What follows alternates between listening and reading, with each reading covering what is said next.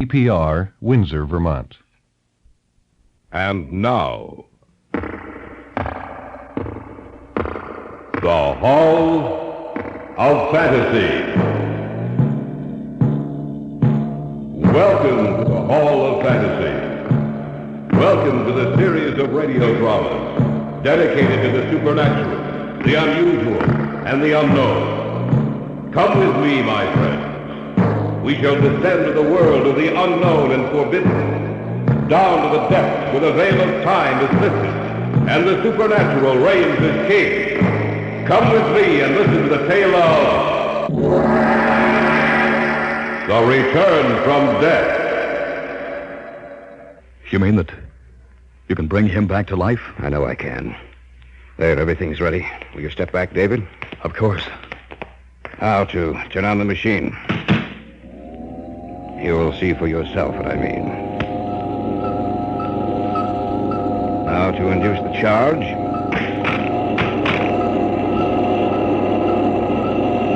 How much voltage are you using? 25,000. That's enough. Now look at him, David. Wait.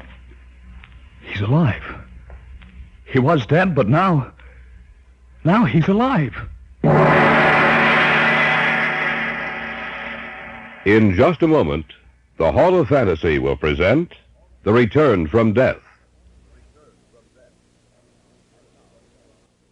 And now for our story. An original tale of fantasy by Richard Thorne entitled The Return from Death.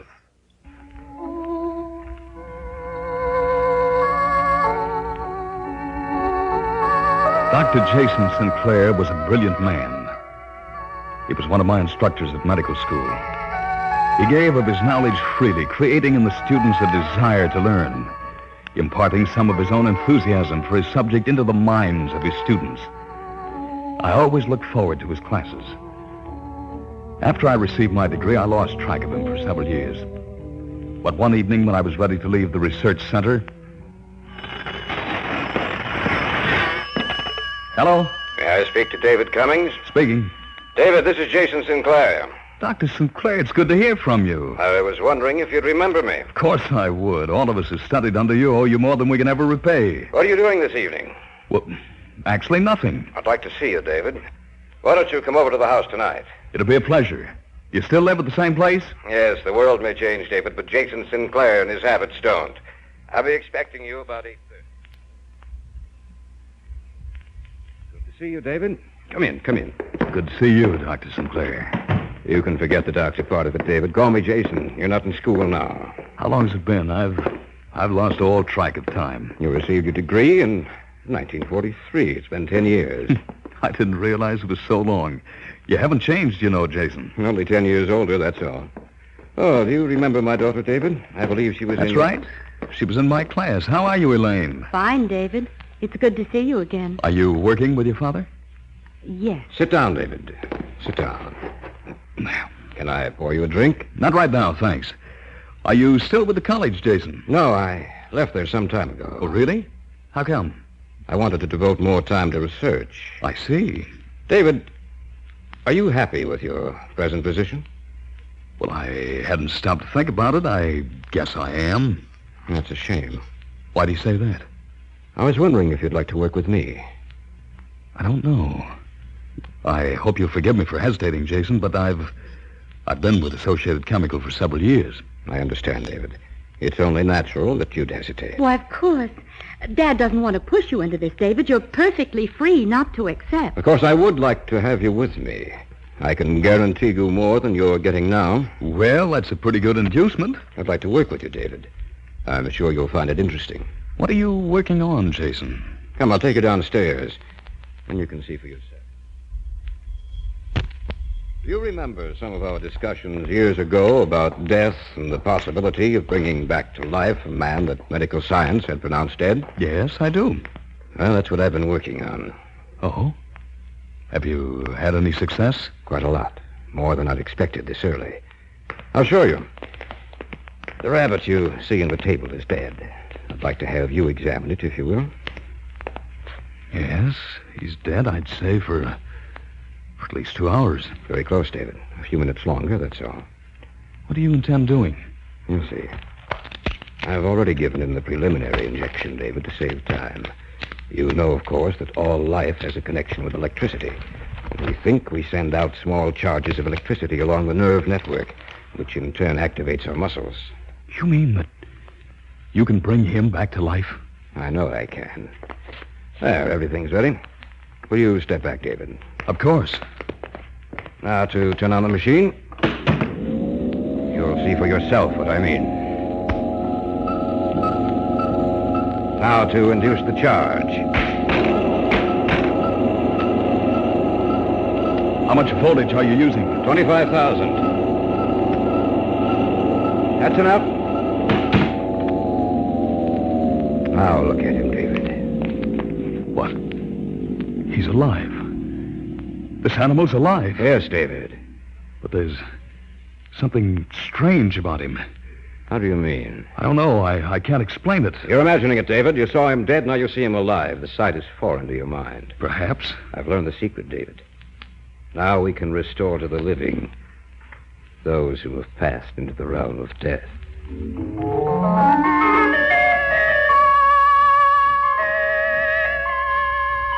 Although Jason Sinclair passed over my objection, I still couldn't get the thought from my mind.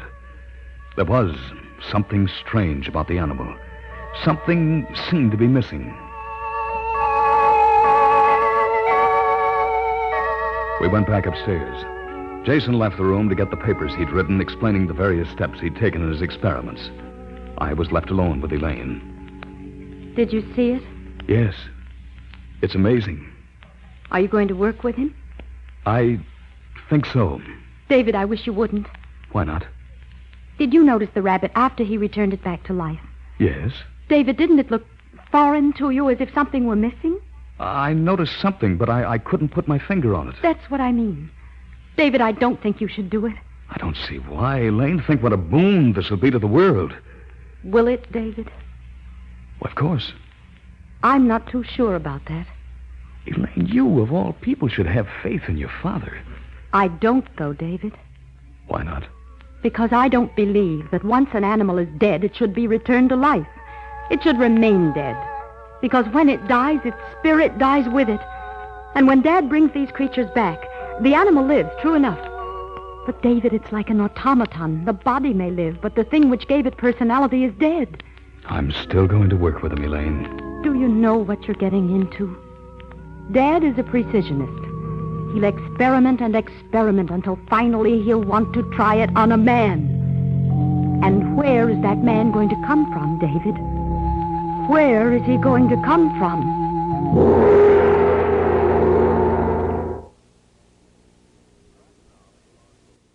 Back now to our story. An original tale of fantasy by Richard Thorne entitled The Return from Death. I was in the house of Jason Sinclair. A few minutes before, I'd been witness to a scene which had amazed me. As I saw it, I made up my mind to work with Jason. We went back upstairs, and when Jason left the room, his daughter tried to dissuade me from my decision. I'm serious, David. Where is he going to come from? I don't know. Then you're going to go through with it. Yes. I warned you, David. Remember that. Here are the papers, David. Oh, thank you. Look them over. They contain all the notes I've made on the experiment. I will, Jason. Are you going to work with me? Yes. Good. You'll have to give the organization for which you're working now at least 2 weeks' notice. Of course. If you like, you can live here with us. Do you have any relatives, David? No. Glad to hear that. I'll see you in 2 weeks.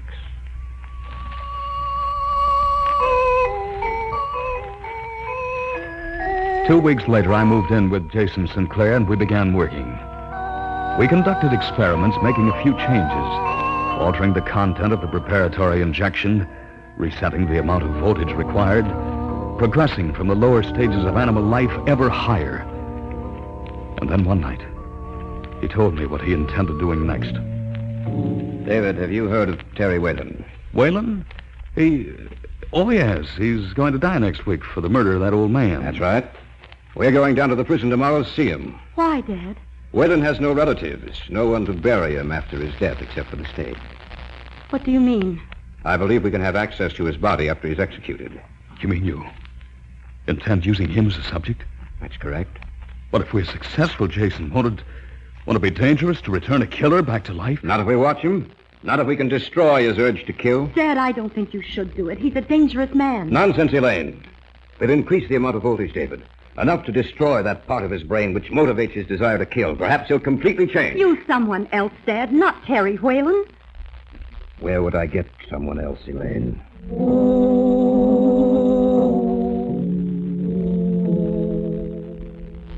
We arose early the following day and drove out to the prison. Jason was well known and thought highly of in official circles. We were allowed to talk to the warden, and Jason convinced him that Whalen's body would be used for medical research, but he neglected to tell him how it would be used. Then we were allowed to talk to Whalen. Just a few minutes, Dr. Sinclair. I understand. Who are you? My name is Jason Sinclair, Mr. Whalen. What do you want? Talk to you. So talk? You're to be executed next week, Mr. Whalen. Look, if you come here just to tell me that, I got a surprise for you. I already know it. I'm a doctor, Terry. I'd like to use you as the subject of an experiment. Sure, go right ahead. Not now, Terry, after you've been executed. What do you mean? What are you from? You from one of those medical colleges? Listen, I don't go for that stuff. No, sir, if that's what No, you're here Terry. I have proposed to bring you back to life. for... You mean after I'm dead? That's right. You're crazy. You sound like you've been in stir too long. I'm serious. We can do it. You mean... You mean you can actually bring me back to life? That's right. That's pretty good. And they can't punish me a second time, can they? They can't kill me twice. You agree to it, then? Sure, Sawbones. Sure, I agree to it. Anything to get another chance.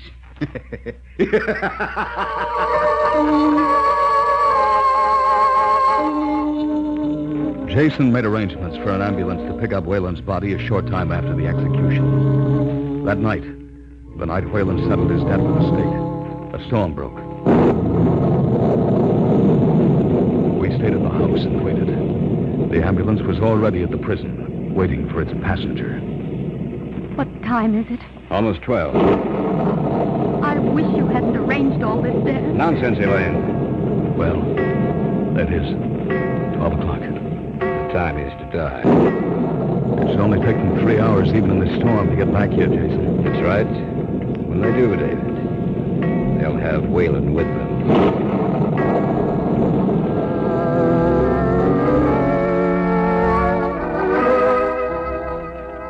We waited there at the house. The storm was the perfect background for the strange mood which had seized hold of each of us. A short time after 3, the ambulance pulled into the driveway, and we went down and opened the basement door. They brought him in and sat him on a table. Yes, that's right. Thank you. You ready, David? I guess so. I'll prepare the hypodermic, then. We'll give him 20 cc's of this. No more than that? Of course not. There. That does it.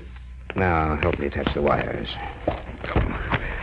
Dealing with death has always frightened me. It's foolish, my boy. As a scientist, you should never allow yourself to be subjective about things.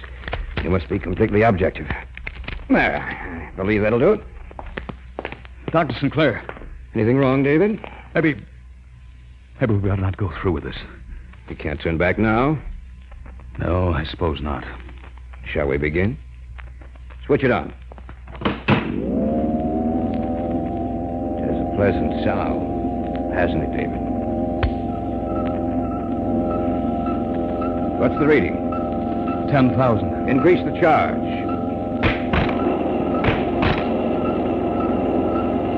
The reading. 15,000. 20,000. 23,000. 24,000. 25,000. 25,000. Shall we stop? No. You must destroy his desire to kill. 26,000. 27,000. That's enough. Turn it off. Now, to take a look at him.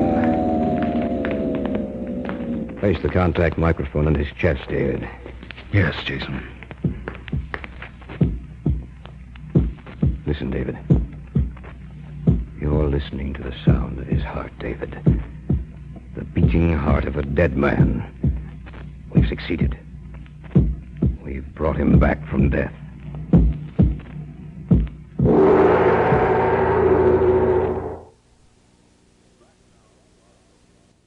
Back now to our story.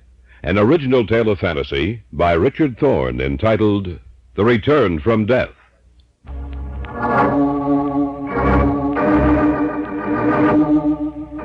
It was a wet and storming night. Jason Sinclair hovered over the body on the table in the center of his basement laboratory. I stood just behind him, watching a dead man return to life. Listen, David. You're listening to the sound of his heart. We've brought him back from death. Remove the contact mic. Jason, look at his eyes. They're open. Yes, I see. Whalen? Can you hear me? Answer me, Whalen. Think what this means, David. He can tell us what it was like to be dead. The first man ever to know the secret. Whalen, answer me. The strap's taken off. All right, let's loosen them. How do you feel, Whalen?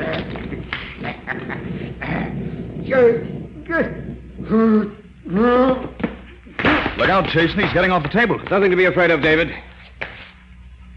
He didn't limp before, did he? No. Some of the motor section of the brain must have been damaged.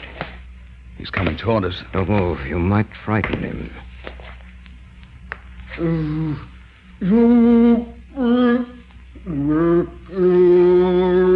Look at his eyes, Jason. They're not human. Quiet, David. He's trying to say something. I can't understand you, Whalen. What are you trying to say? He's patting you on the back. Trying to thank me, no doubt. All right, that's enough, Whalen. I understand you appreciate... Take his hand away from my throat, David. That's enough, Whalen. Look out, David. I see him. You knocked him out.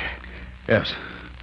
You shouldn't have done that. Are you serious, Jason? I was protecting myself and you, for that matter. He wouldn't have hurt me. You didn't seem to think that when he had his fingers around your throat. Well, I admit that I was frightened. All right. What are we going to do with him? Well, keep him down here. Teach him to talk again. Seems to have lost the power of coherent speech. Look at him, Jason. Why? Is there anything wrong? I don't know. But looking at his face now, I have the strangest feeling that he's not really a human being anymore. That something's missing. That he's a mad, vicious creation of the devil. You're talking like a fool, David.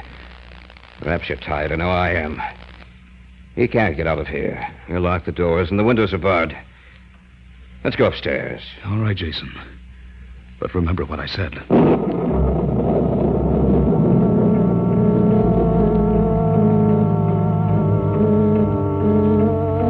We placed him back on the table, taking the precaution of strapping him down in case he should awaken.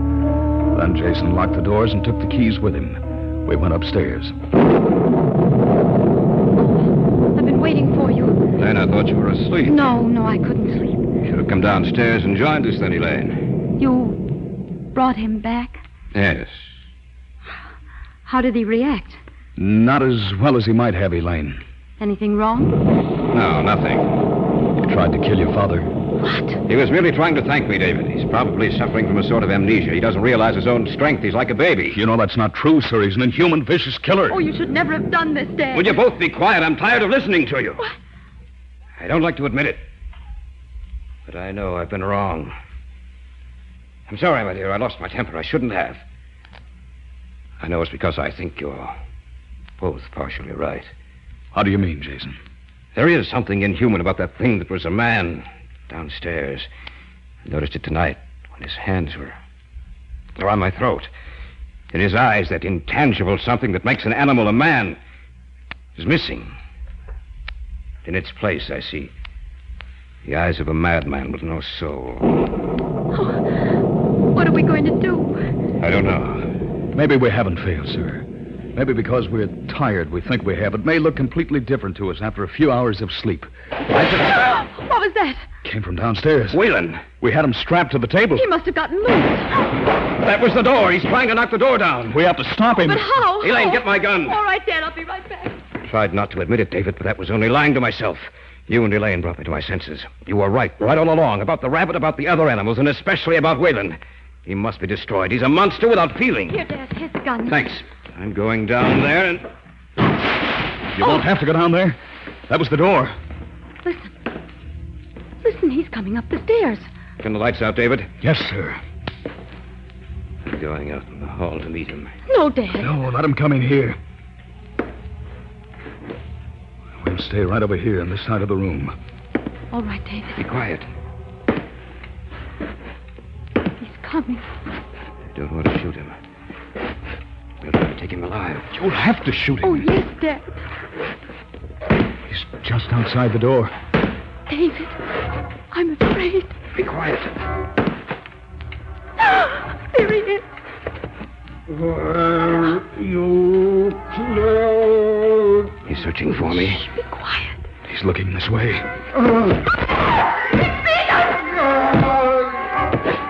Use the gun, Jason. Pull the trigger! He's still coming!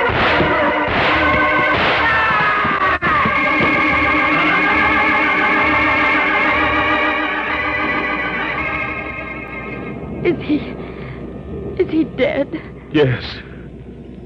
Look at his face now, David. Yes. I see it. It's composed. It looks human again. Perhaps we're not meant to tamper with the natural laws of life and death, David. I see that now. But it took Whalen's return from death to prove it to me.